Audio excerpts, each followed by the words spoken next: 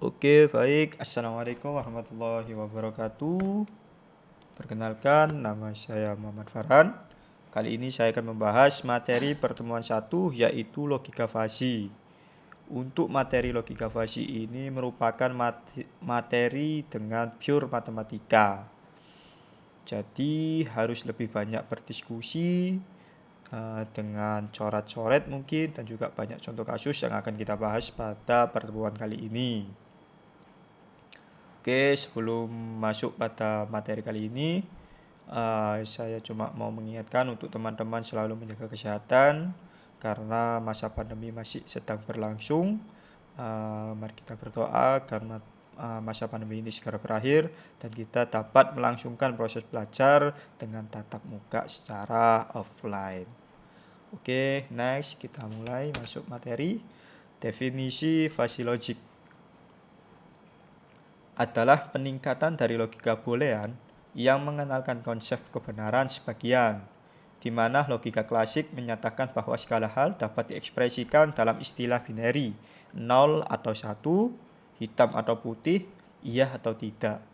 Logika fasi menggantikan kebenaran boolean dengan tingkat kebenaran.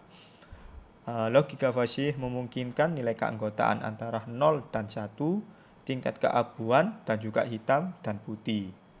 Dan dalam bentuk linguistik, konsep tidak pasti seperti kemungkinan, lumayan, dan sangat. Dia berhubungan dengan set fasi dan teori kemungkinan. Dia diperkenalkan oleh Dr. Lotfi Sadeh dari Universitas California pada tahun 1965. Jadi kalau selama ini kita belajar matematika itu ilmu pasti, matematika tidak pasti itu ada, yaitu ilmu fasi logik yang kita bahas pada kali ini. Kalau dulu kita belajar ilmu tegas, nah di logika fasi ini kita akan belajar ilmu keabu-abuan. Mungkin contohnya jarak kampus ke alun-alun Surabaya. Kalau saya tanya ke teman-teman, nanti pasti jawabannya berbeda-beda. Ada yang menjawab lumayan jauh, sangat jauh, agak dekat. Itu adalah implementasi dari logik fasi itu sendiri. Apakah lumayan, sangat, agak jauh ini bisa dihitung? Jawabannya tentu bisa. Logika fasi ini didesain untuk menghitung tingkat keabu-abuan, jadi yang sedikit lumayan bisa dihitung karena ada materinya di sini. Oke, next. Himpunan fasi. Pada himpunan tegas atau script set, nilai keanggotaan suatu item X dalam suatu himpunan A ditulis mu A dalam kurung X memiliki dua kemungkinan. Oke, contoh 1, jika diketahui semesta 1, 2, 3, 4, 5, 6 adalah pembicaraan, anggota A terdapat 1, 2, 3, dan anggota B terdapat 4, 5, 6. Jadi nilai keanggotaan 2 pada mu A yaitu 1 karena 2 merupakan anggota dari A itu sendiri. Sedangkan nilai keanggotaan 4 pada mu A 0 alias tidak ada karena 2 bukan dari anggota A. Contoh yang kedua. Jika suhu lebih tinggi atau sama dengan 80 derajat Fahrenheit, maka suhu disebut panas. Sebaliknya disebut tidak panas. Nah, di sini ada kasus contoh seperti grafik yang ada di samping ini. Jadi suhu 100 derajat maka dikatakan panas.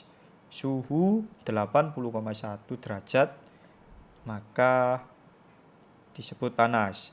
Sedangkan suhu 79,9 derajat maka disebut tidak panas.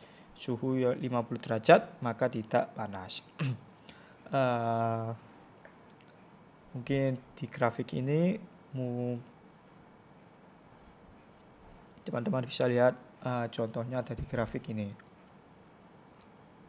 Terkadang konsep himpunan tegas bisa diimplementasikan pada aritmatik, tetapi kurang pas jika diimplementasikan dalam kehidupan sehari-hari.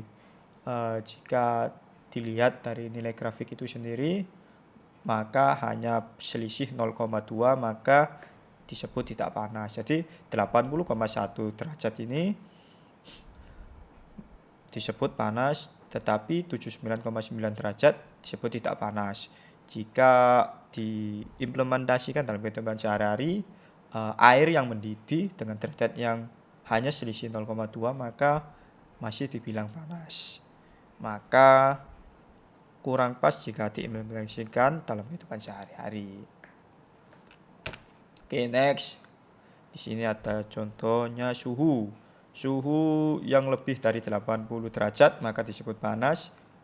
If suhu kurang dari 80 derajat maka disebut tidak panas. Fungsi keanggotaan dari himpunan tegas gagal membedakan antara anggota pada himpunan yang sama. Ada problem-problem yang terlalu kompleks untuk didefinisikan terlalu cepat.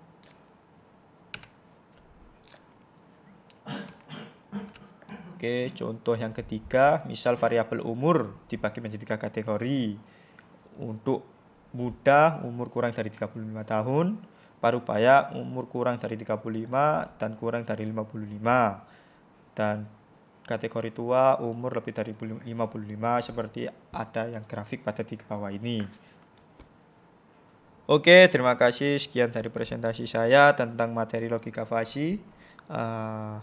Jika ada pertanyaan dari teman-teman, silakan untuk komen di bawah ini. Sekian dari saya. Terima kasih. Wassalamualaikum warahmatullahi wabarakatuh.